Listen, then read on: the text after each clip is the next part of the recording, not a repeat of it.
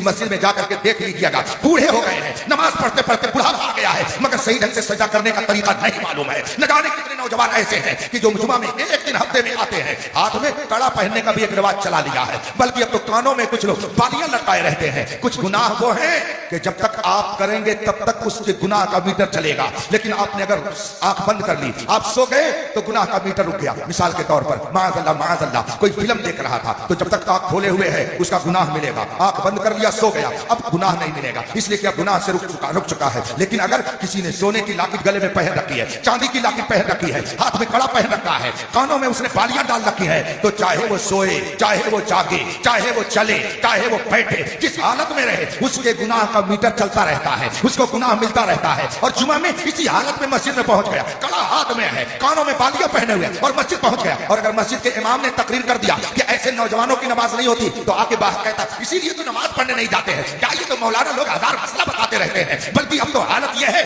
کہ اگر متولی نے کوئی غلط کام کیا ہے اور امام نے اگر ایسی تقریر کر دی جبکہ اس کو نشانہ نہیں بنایا تھا لیکن اتفاق سے وہ بھی اسی لپیٹ میں آ گیا، تو متولی کہے گا امام صاحب آپ رہیں گے نہیں، چلیے بوریا بستر یہاں سے اٹھائیے، جائیے یہاں سے، میں کرناٹک گیا، میری عادت ہے کہ جب میں نکلتا اتفاق ہے کہ کوئی امام 6 مہینے سے زیادہ اس میں ٹک نہیں پاتا ہے، رک نہیں پاتا ہے۔ ہم نے کہا کیوں؟ کہا اس لیے کہ اگر امام نے کبھی سود کے خلاف تقریر کر دی تو دوسرے ہی روز متولی اس کا بوریا بستر لاد دیتا ہے۔ ہم نے کہا ایسا کیوں؟ کہا متولی چونکہ سود خور ہے اس لیے وہ اپنے خلاف تقریر سننا گوارا نہیں کرتا اور مسجد سے اس کو فوراً نکال دیتا ہے۔ میں سوچنے لگا اس واقعے کے بعد کہ اگر آپ ایک مسجد میں اختیار پا گئے، ایک مسجد پہ آپ کا اقتدار ہو گیا تو آپ اپنے خلاف نہیں دیکھنا سننا چاہتے ہیں، اور اگر آپ کے نظریے کے خلاف کوئی بولتا ہے تو آپ مسجد سے بھگا دیتے ہیں۔ تو اگر ملک پر کوئی قبضہ کیے ہوئے ہے اور آپ کے نظریے کے خلاف ہے تو آپ کو اگر نہیں دیکھنا چاہتا تو آپ چیختے چلاتے کیوں ہیں؟ یہ نظریہ تو آپ نے اپنے گھر میں پیدا کیا ہے، پہلے اپنے آپ کو سنبھالو پھر دوسروں پہ نکتہ چینی کرو۔ جگہ جگہ کے تجھے تھک چکے ہیں ہنگامے، نشاط لذت خواب گرا بدل جا۔ ہم دیکھتے ہیں